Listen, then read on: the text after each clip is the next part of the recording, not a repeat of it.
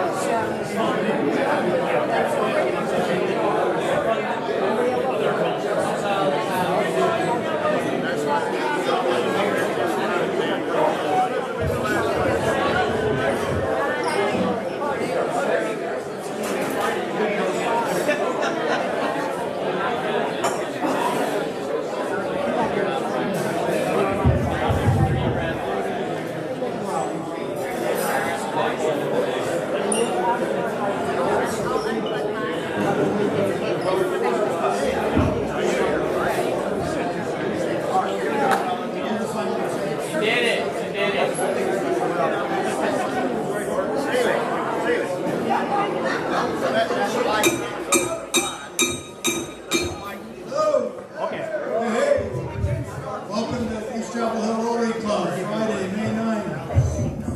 Here we go. Steve, yesterday, getting set up. We'll get yours up. So do we have any, my name is Bob Slater, I'm your sergeant at arms. Do we have any guests? Yes, sir, Mr. Butler. Mike Roche has a guest, my wife Linda. Bill Bowling has a guest, my singer-songwriter friend from Charlotte. Bill Bradley, he has a one-hit wonder. He had a beach song that was a big deal back in the 70s. We call it Mr. Dollars. He will not perform that today. And the reason he won't, because he recorded it in his living room. He played every instrument that's on it and sang, but he needed a backup singer for the very end. There were two girls living down the hall who we got to come sing backup. So if y'all will listen to it, they call it Mr. Dollars. They call it Mr. Dollars. Beach Head is the son. All right, thank you. Other guests, please. Yes, sir. I have a guest. Our guest's name is Nick Schultz. He is from Refugee Community Partnership. It's a nonprofit organization here in Park Road. So he's here to talk to Tim and I afterwards about partnership. Wow. Would you stand for us? Thank you. Hi, I'd like to introduce Judy Miller. Judy was Randy's guest last week, and I've just met her, and it's very hard to sum up in one sentence what she does because Judy is a lawyer who has been in real estate, theater, film, lived in Florida, LA, Northern California, Texas, back here, very involved, and so I'm happy to introduce her today. I'm also going to introduce Lee, who was here a few weeks ago, and I will let you... He's a visiting Rotarian. Visiting Rotarian. Okay, great. Thank you. Which leads to my next one second. Do we have any visiting Rotarians? Lee, welcome. Yes, sir. You're back? Scott Dallin. Right now, August, the greatest organist probably in the United States. He's the head of Master of Music at the Church District downtown. I know his work well. He's unbelievable.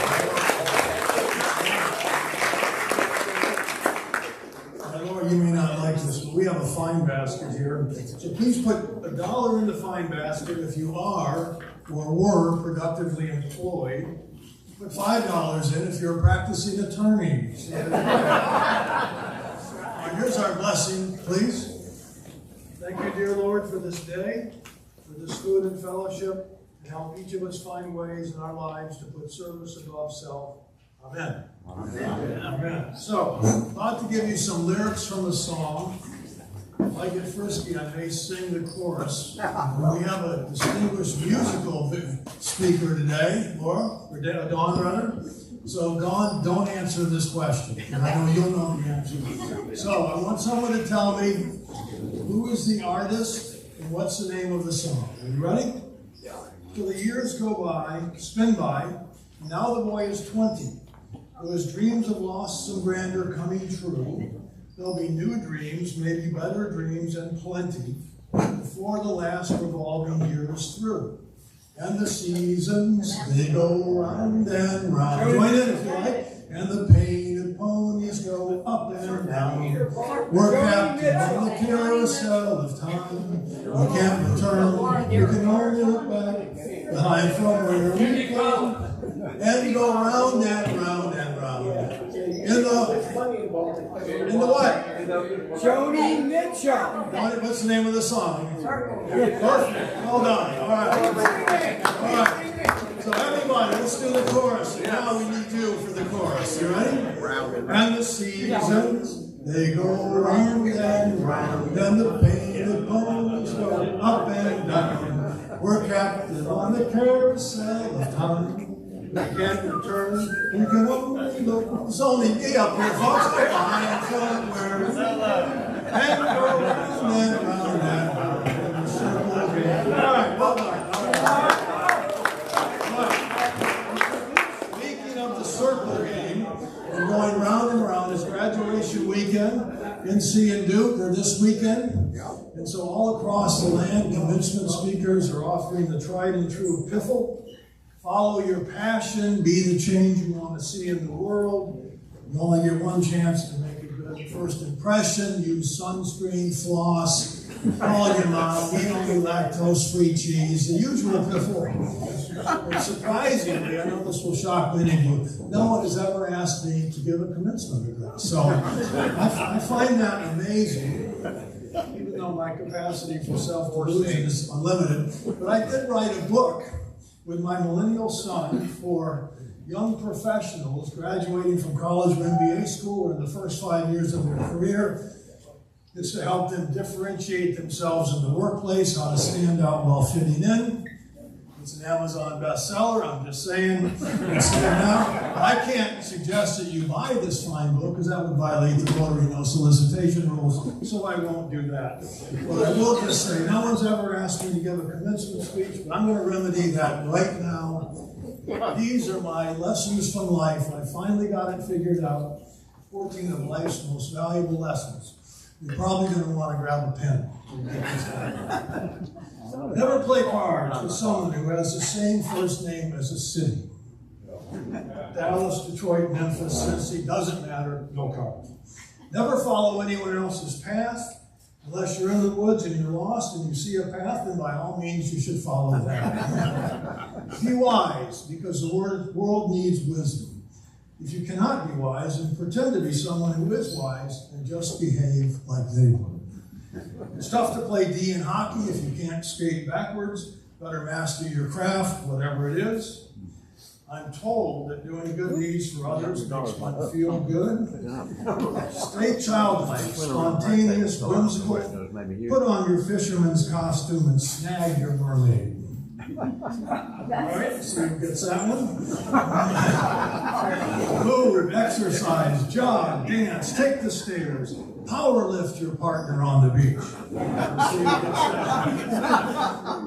At work, don't pull on a rope not tied. As a famous coach once said, just do your job, don't be a distraction. Talk to animals, they get it. English bulldogs just don't care all that much what you have to say. Don't let a poor grade point average hold you back from achieving your dreams. Look at Rotary President Tim. His college GPA was a 1.6, and he now owns a toaster that'll slice toast 4 pieces of bread at once. Be open to the possibility that something good can come out of New Jersey. Even from Duke, which is pretty much the same thing. I'm just saying. Be grateful for everything. As a sage said, if all the world's troubles were piled in a single heap to be shared equally, most people would take their own and depart. Stuff happens. When you're feeling blue or you've messed up, remember, this too shall pass. Thank goodness it usually does, especially if you stop posting. And lastly, take your time, because it won't be long till you drag your feet to slow the circles down. Savor the special moments, Brian, that happen every day if only you look for them. What pearls of wisdom would each of you impart if you were giving a commencement address? So I'll end with this. There was a bright, driven pre-med student at a competitive college.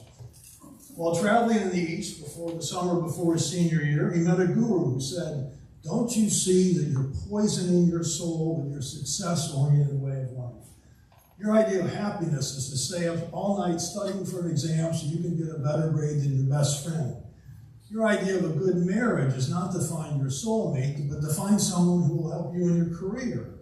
This is not how people are supposed to live. Come join us in an atmosphere where we all share and love one another." This resonated with him. He called his parents and told them he was dropping out of school to live in an ashram. 6 months later, they received a letter from him. "Dear Mom and Dad, I know you weren't happy about my decision, but I want to tell you how it has changed me.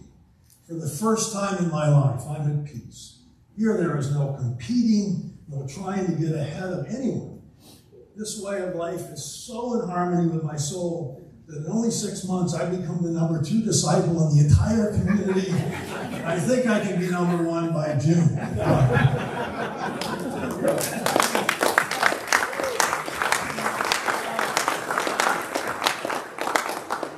Well done, Bob. All right, Bob, that was great. That was fun and very apropos for this weekend for sure. And if you happen to be wearing a hat with a tassel, please go ahead and turn your tassel. You have been graduated. I am going to try to get this up. I have no meaningful announcements. Please silence your phones if you have not already for our guest. Steve Tommy, please come on up.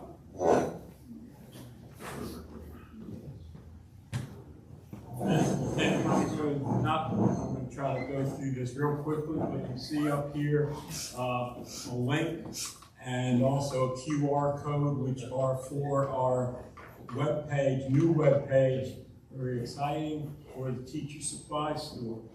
Quickly, can I see a show of hands? How many of you have social media accounts? How many of you have email? Okay. Al, I wasn't expecting your hands to go up. Thank you. Okay, I'll get to later reason for that. It's really exciting to share with you some stuff about the Teacher Supply Store. We do have a new website that I hope you will copy this link or the QR code and go to it. Little quick background, we started the Teacher Supply Store in 2008.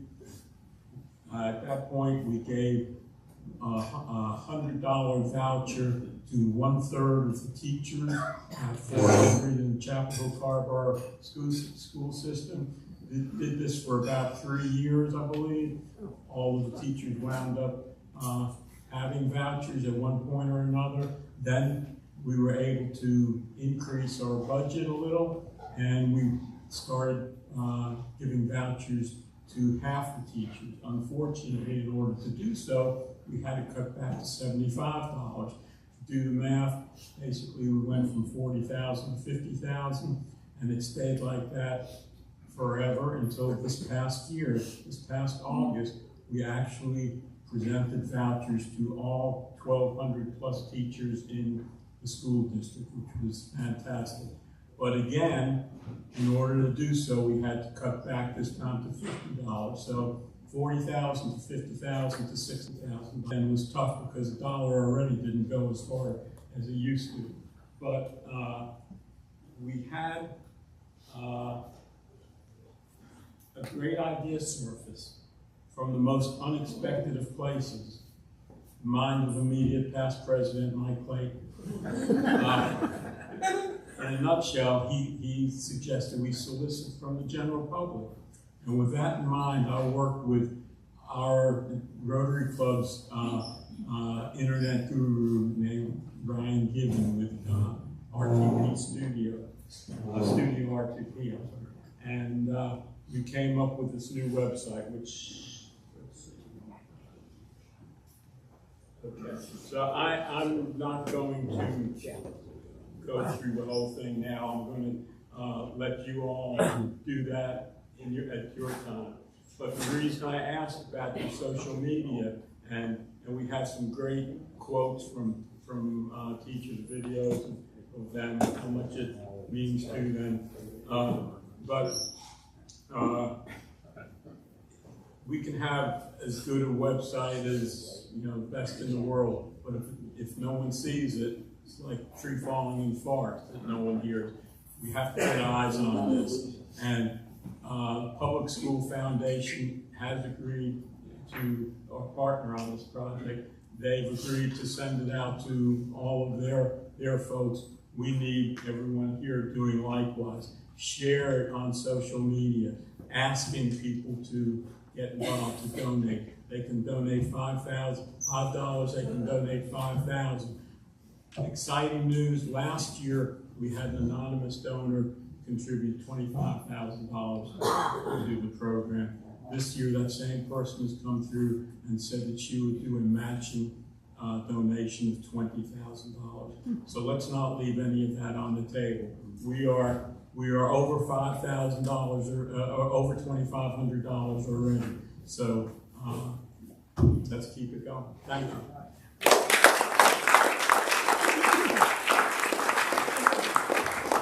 Steve, thank you so much. Thank you so much for the work you have put into that. It goes a long way, and the teachers are very appreciative. With that, I'm going to bring Jennifer up to introduce our speaker.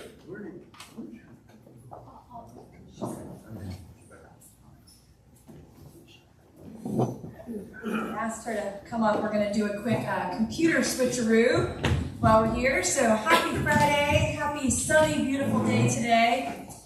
I get a lot of emails from this group with speaker recommendations, and Cliff Butler is known to send a lot of recommendations, which I love and welcome. And sometimes Cliff sends a recommendation, and I'm like, yes, we will look into that very soon. But most of the time, he sends really great recommendations. And one was our speaker today, Don Landis. And when he emailed me and said, I have this idea for the speaker, and I thought, that name is so familiar, but that can't be the same Don Landis that I actually listen to and I have on my playlist on my phone. And sure enough, it was. And so Dawn, as you can read in her bio, is a very creative person. And so I'm not the most creative, and I decided to match that with a little AI intro. So just give me a moment. Meet Don Landis, the musical magician who can turn a simple guitar strum into a symphony of emotions. She's like a musical Swiss Army knife, equipped with talents ranging from singing and songwriting to producing and engineering. If music were a superhero universe, Dawn would be the one with the power to make you laugh, cry, and dance all at the same time. Her songs are like the perfect cup of coffee, warm, comforting, and just the right amount of kick to get your day started. So with that, Dawn is actually going to speak to us about something very specific. You can see here Row, which is an odyssey she has been working on. And so we're going to hear a bit about that and maybe have a treat with a song toward the end. So please welcome Dawn Landis.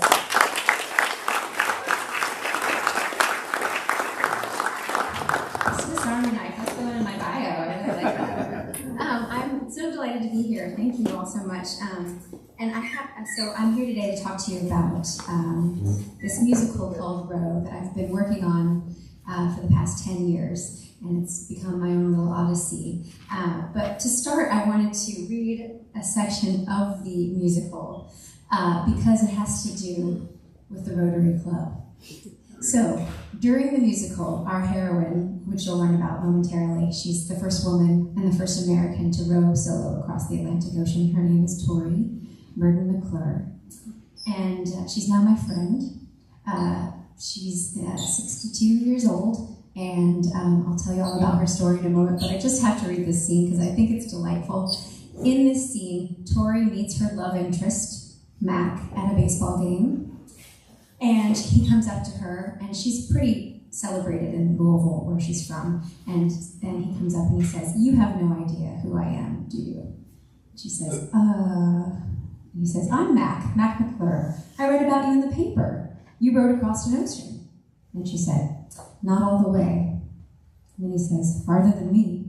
What you did was nothing short of a miracle. Do you remember me? She says, I'm sorry, no. I saw you speak at the Downtown Development Corps, and then at the Y. The speech at the Rotary Club was maybe my favorite. I loved watching those Rotarians squirm. Anyway, that was my introduction to the Rotary Club. And here I am. It's like a full circle moment. I'm not going to make you squirm. Don't worry. You'll laugh and cry and dance, apparently, all at the same time, but no squirming. Okay, so yes, I'm a singer-songwriter, and I read about this woman's story probably 12 or 13 years ago, and I'm going to tell you a little bit about her now. So, Tori Murdy McClure. There she is. That is her rowboat. It's called the American Pearl, and if you're interested, I have a model of it up here that Tori made, and then made a copy of it so I could have one. She built that boat herself. It is 23 feet long, 6 feet wide at the widest point, about astern. It's about, the rowing deck is about the size of a flatbed truck, the bed of a flatbed pickup truck. And she slept in the cabin there, it was sort of like a coffin. Essentially, if she sat up, she would hit her head. And those were her sponsors, Fifth Third Bank, Sector is a sport watch. And they actually kind of came up with this idea for her to do this. And this was in 1998. And her goal was to row from Nags Head, North Carolina, to France. And it would take her about 3 months. And, no one was trailing her. She had not even a canopy because it would be misconstrued as a sail. So she was out in the elements, she had her oars, and she brought a bunch of books and a bunch of power bars and a bunch of freeze-dried food. And she set off in 1998 in the summer, and her plan was to catch the Gulf Stream. And this route had been done before by several men, none American and obviously not a woman, but so she knew it could be done. But it also been fatal for some people. But she had done a bunch of research, and she built the boat herself. She's a very accomplished person. And she set off. And this is what it looked like for her. She made videos as she rowed, and she gave me access to all of these when I was doing research for this, and they're just remarkable. Hours and hours and hours of her talking to the camera, because what ended up happening was, due to an early storm about 2 weeks into her journey, all of her long-range communication systems were disabled. So she had a VHF radio, but that was it. It had a very short reach. So she talked a lot to the camera, and she is talking to you. It's Sunday, July 5th, second time 9 a.m. Oh yeah, she practiced for this in the Ohio River in Louisville, Kentucky, which she calls the home of all ocean rowers. So you can kind of see what the conditions are like out there. And here she is rowing, and this is kind of what it sounded like, really loud. And also, I got to see the boat and be in the boat, and it's even louder when you're inside of the cabin, because it's like being in the body of a cello. Imagine the volume of the storms and everything that she encountered. And she did encounter some storms. But she also had such delightful experiences with nature, especially being alone for that length of time. Here she is. And I want to show you my... She had an underwater camera, and she filmed dolphins, and she saw whales, turtles. They were her companions on the journey. And here she is with her VHF radio. She saw a passing ship. Okay,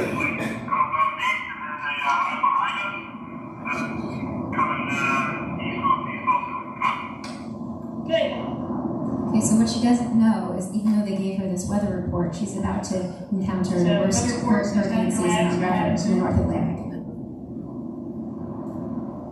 But she was excited to talk to another human. Look at her face, like she hasn't heard someone's voice in a very long time. All right, so she's caught the Gulf Stream. She's probably about 3/4 of the way through her journey when she gets hit by Hurricane Danielle. And it actually ends up hitting her twice. It passes by her and circles back and hits her again. And I just want to demonstrate with this. So when you're rowing, a normal capsize, right, is like this. If you've ever canoed, there's the bucket. Oh, by the way, she had 2 buckets. One for food and one for other business. So she didn't want to mix those 2 up, so they were color-coded. There's a green one and a red one. But okay, so a normal capsize would be like, like this. But in the storms, she experienced pitch pole capsizes, which is end over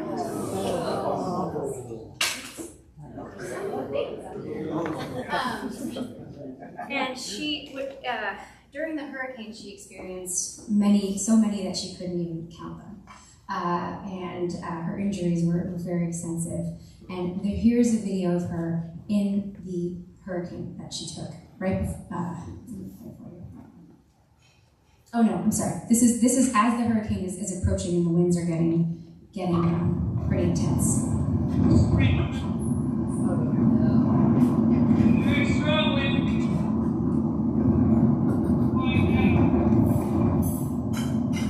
It's long. After 12 days of storm, 4 hours without waking wind. I'm not very happy right now. I was happy a little bit this morning. I'm not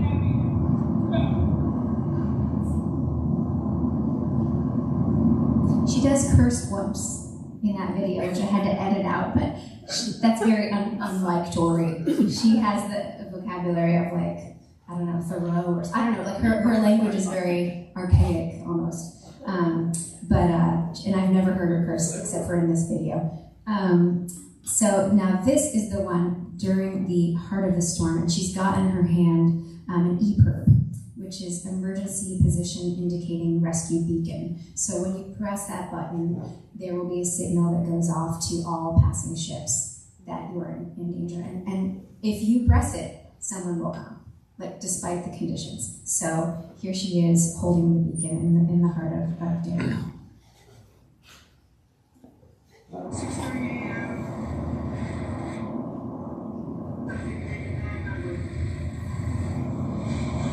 Two capsizes. The last capsize, I took the rib off the top of my ceiling with my bag. There's the beacon. 6 capsizes now. The last one was a pitch pole. And the Argus beacon with me, I would set up the share signal, but quite frankly, I don't think we'd ever be able to find this full boat. It's so far underwater right now, the only part that's showing pretty much is the cabin. So, got 10 a.m. I'm on straight from the number of capsizes. Let's see if I capsize about every 15 minutes. I think I may have broken my left arm.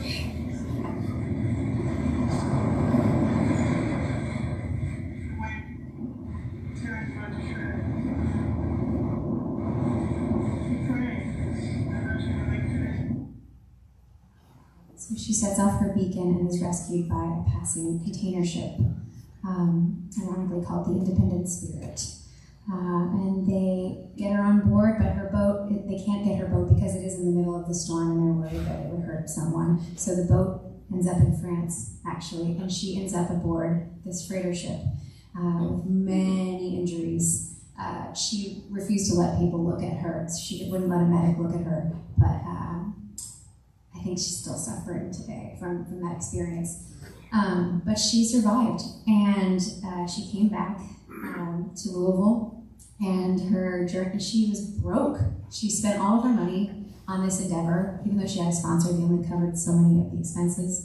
And, it was very well publicized, and it was very public failure. And it was a really hard time for her. And she had a life of public service. She was working for the mayor at the time. And then she goes to the ballpark and meets Mac. And they have a conversation. And he asks, would she like help rebuilding her boat?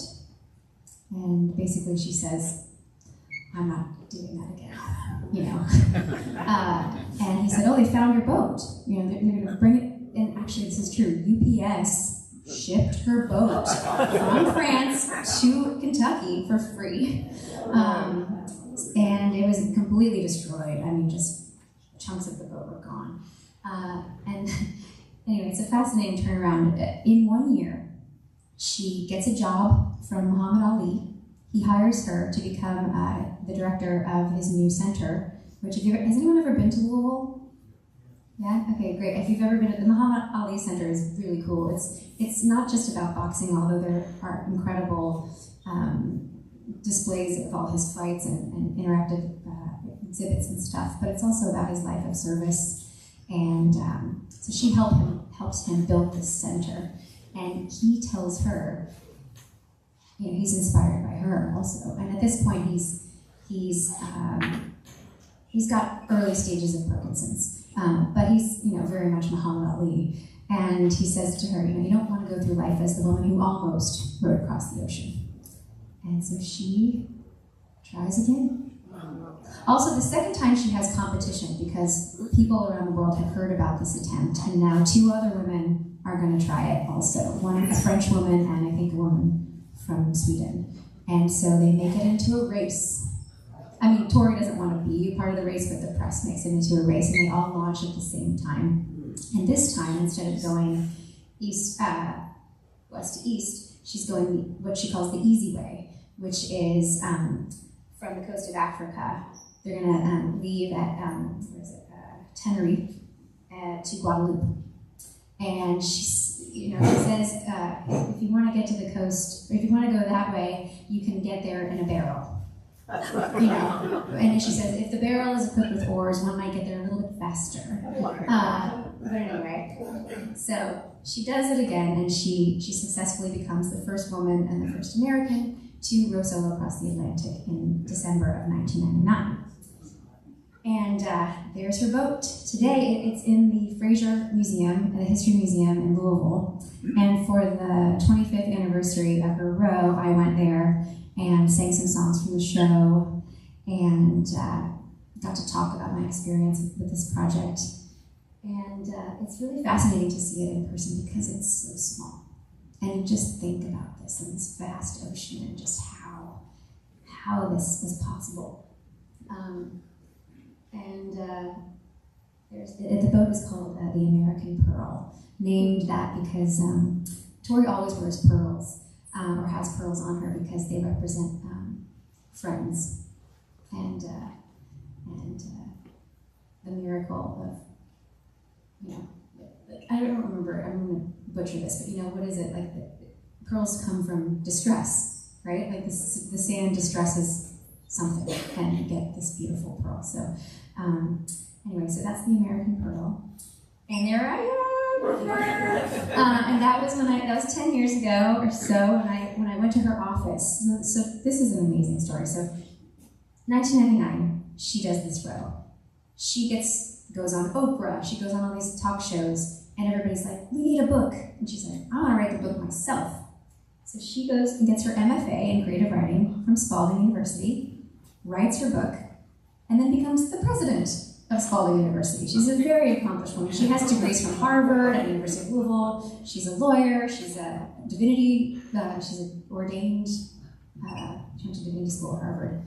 But there she is, and there's that model right there.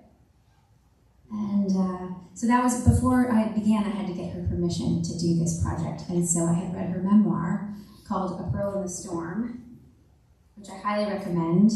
It's beautiful, beautiful. The language is so poetic, and so for me, I was approached by a Broadway director, fan of my music, who basically said, "Would you like to write a musical?" And I said, "Not really. I've never really thought about it before. It seems really hard." And But you know, it was interesting, and we shared some ideas. He gave me like a book of Icelandic poetry or something, and I said, well, I just read this incredible memoir about this woman from my hometown.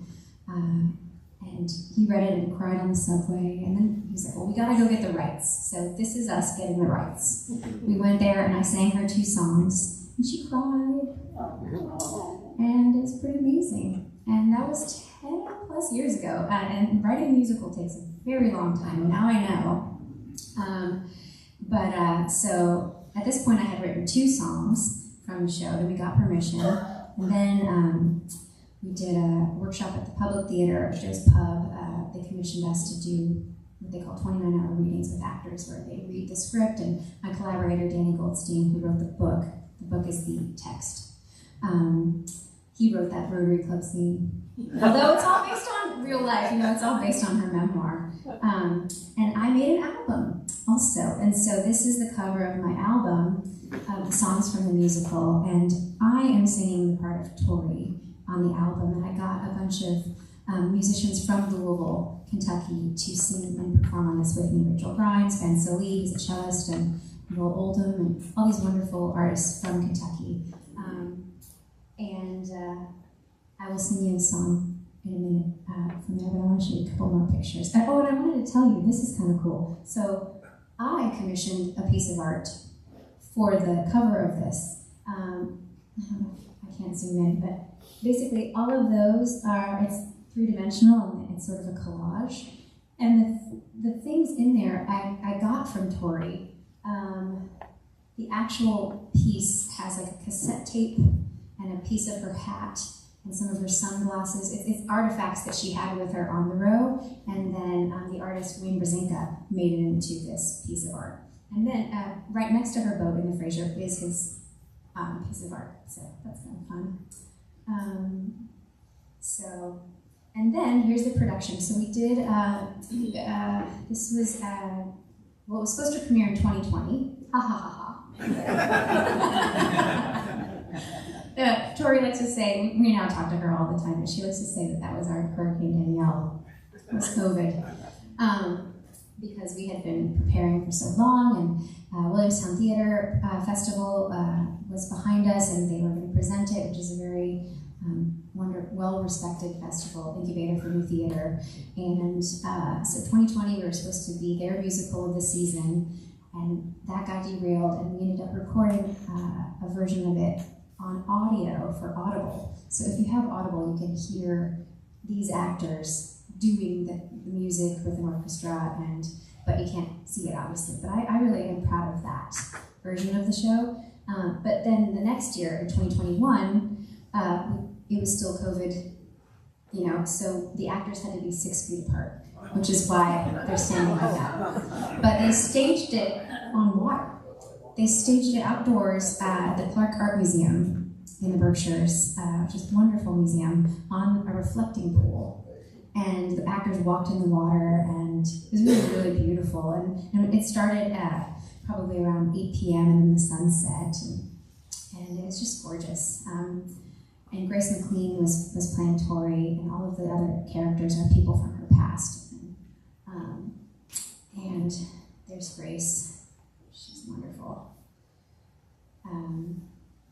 There's Grace and Michaela Diamond, who's now a Tony winner. She won a Tony Award for Parade, I think 2 years ago. She was a teenager when we did this in 2021. And Michaela here is playing young Tori. And Grace is Tori, and they sing this duet, which, I mean, that's the song I was going to sing. I guess I'll sing it now. So yes, it's a duet, and let's see, I think this should work. I might have some issues with where I might have to face this direction, which will be a little strange. Or do you think? Is that a boom stand? What's that? You're the pro. Yeah. This will work. So yes, in this scene, Tori is hallucinating. because this is her first row where she's lost all communication. Can you hear me? I'm a little further. Yes. Okay. And she hasn't spoken to another human in months and is playing her penny whistle to entertain herself and talking to the fish. And a petrel, a seabird that never really, they kind of alight for things momentarily, but they're always moving around. It lands in her cockpit, and she thinks that she's drowned it because there's water in her cockpit.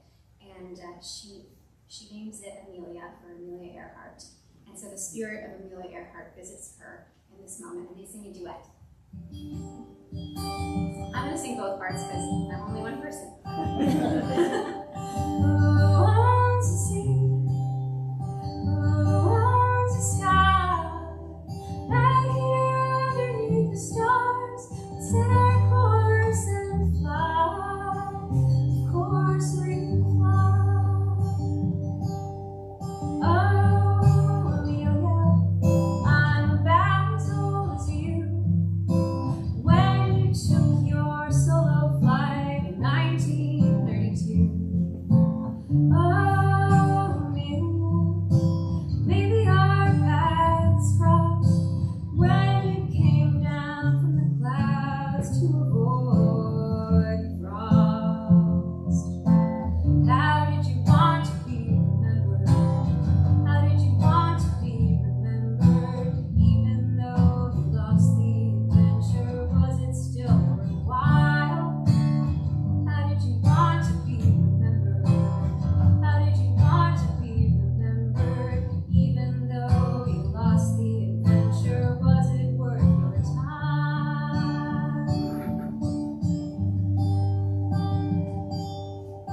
Then Amelia sings, who wants to see? Who wants a sky?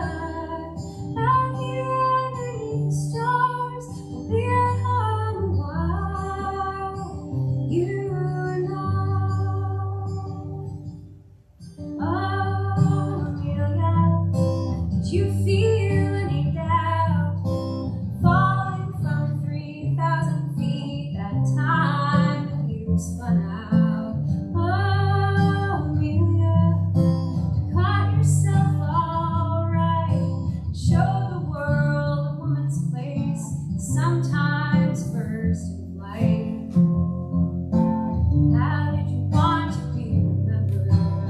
How did you want to be remembered? Even though you lost the adventure, was it still worthwhile? How did you want to be remembered? How did you want to be remembered?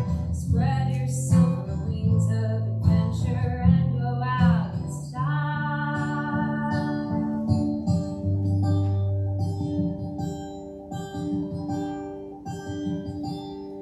The best things of mankind are as useless as Amelia Earhart's adventure.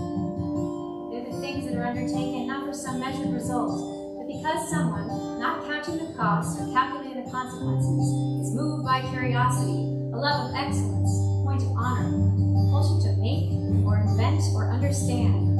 They have in them the free and useless energy with which alone they surpass themselves. It is wild and it is free. But all the heroes, the saints, the seers, the explorers, and the creators partake of it. We do not know what they discover. We do not know where their impulse is taking them. They can give no account in advance of where they're going or explain completely where they've been. They do the useless, brave, noble, divinely foolish, and very wisest things done by man. What they prove to themselves and to others is that we are no mere creatures of habit, no mere automatons in our routine, no mere cogs in the collective machine, but that in the dust of which we're made, there is also fire, lighted now and then by great winds from the sky.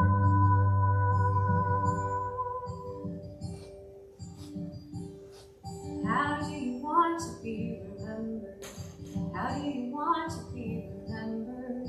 Even if you lose the adventure, isn't it worthwhile? How do you want to be remembered?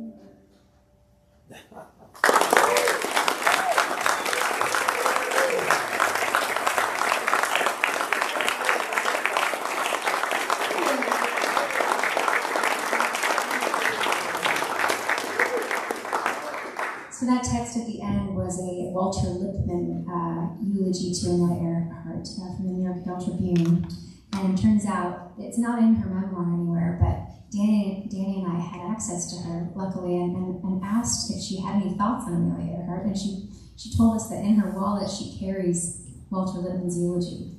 And she has it folded up in her wallet, so that was text from that, which I love that. It's beautiful. So there's one more shot from Rowan.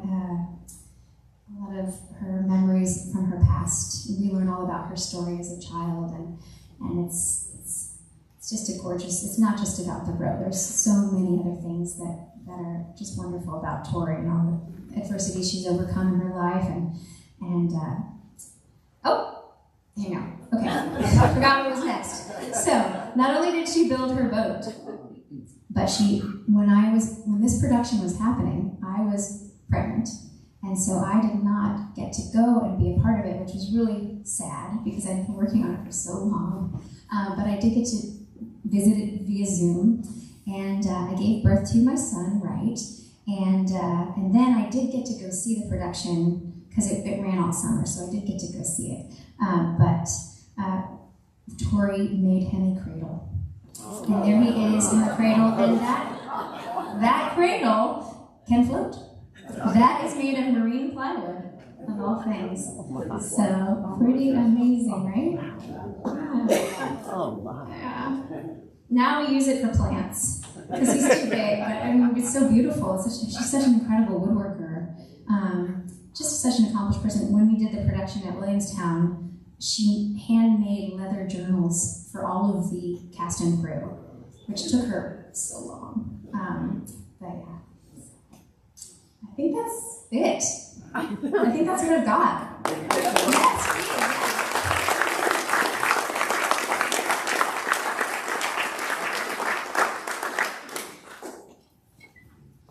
Sorry. Hi, so just to clarify, you created the musical. You wrote the musical. You're the author of the musical. Well, yes, I wrote the music and the lyrics. Oh, okay. And it was adapted from her memoir, and the book writer is my collaborator, Daniel Goldstein. I see. So the plot and the storyline of the musical itself was done by your collaborator? Yes, but I mean very much from the book itself. From yeah. the book, okay. Mm-hmm. Yeah, but we work together because, as you know, lyrics in a musical, that's more than half of the story. So they tell the story. And how long did it take you from the moment you had the idea to the time that it was first shown? Well, that was, okay, well, the production was in 2021, and I think probably like 7 years or something. But, you know, we are still working on it. We just had a workshop of it 2 months ago in New York. We got a new director, we got a different producer, you know, it's just keeps going. Keeps going. It's like a lifelong pursuit. Can we find it online? You can find my album. The album. The album, you can listen to it. Yeah, and I do sing. I perform concerts a lot, and I do sing songs from the musical. But the whole thing, yeah. So we haven't had another production since 2021, and we're working with a new director now. So it might be hoping soon. But theater got a big kick in the pants during COVID, so everything was just pushed back, yeah. Would you do us a favor? Maybe. Would you sing us your favorite song? Oh, I can't do that. It's like saying, what's your favorite child? You know, it's really hard. You may sing your favorite song. I just was kidding. You know, what does your heart want to sing? I don't know. Right now, at the moment? I don't know. I really don't know. Yeah. I did just do a presentation for my daughter. I have a daughter too, but she's in 2nd grade. And I did a presentation about the Star Spangled Banner, which, did you know, has 4 verses? We only know the first one. It's pretty wild. Oh, I don't know. It would take me like 4 hours. It's so long and verbose. Wow. Maybe if you think about that and see if you're inspired. Okay. water, you may have mentioned this, how did she keep water on the boat? She had a desalinator. Okay. But the funny thing is that there's a scene where she's eating M&Ms and the O-ring from the desalinator slides into the water. And she catches the M&Ms instead. And so she ends up having to hand pump her water the entire way. But she did it. Yeah. That should be a commercial for M&Ms, right? Dawn, you have a remarkable husband as well. I do, yes. And we know Creighton. So how do you reconcile your two careers? Because he's a musician and like you, and you've got children. How do you manage it all? Yes, that's a great question. So yes, I ended up in North Carolina because my husband, Creighton Irons, is from here, and all of his family live here. And we actually met when I was working on this musical because he writes musicals also. And he was working on we met at a Johnny Mercer colony for musical theater writing in Connecticut. And I was working on this piece, and he was working on a piece of his called Factory Girl about the first women's labor movement in Massachusetts. So it's pretty exciting. And that's how we met, and we were both living in New York. And then, yeah, we moved here. Well, we moved to Nashville in the middle, but yeah. And we play music together a lot and are supportive of each other. Yeah, I think having any artistic career and having people that depend on you is tricky balancing, but I think anybody with kids can tell you that, right? Does the musical incorporate both attempts?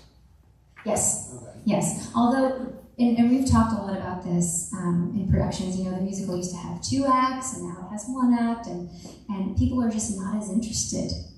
If you notice, I really didn't talk much about her second attempt because people are interested in the drama of the first one, and then you just want to know that she did it, you know. But one great thing that does happen on the second journey is that she proposes to Mac via satellite phone, which I find delightful.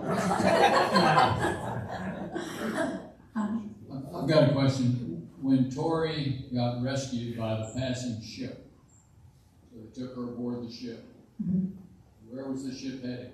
Philadelphia. And she's a big patriot, by the way.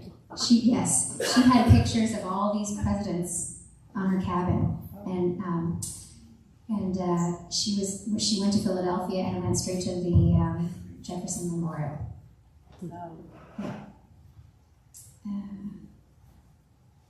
She kind of reminds me of Thomas Jefferson, actually. I mean, I never met him, but she's very tall, you know. But she has this sort of presidential quality. I mean, she was a university president for many years, but, you know, she has this, that's what Creighton said when he met her. He said, she's meeting Thomas Jefferson. It's really it. She's just such a presence. Well, Dawn, thank you so much.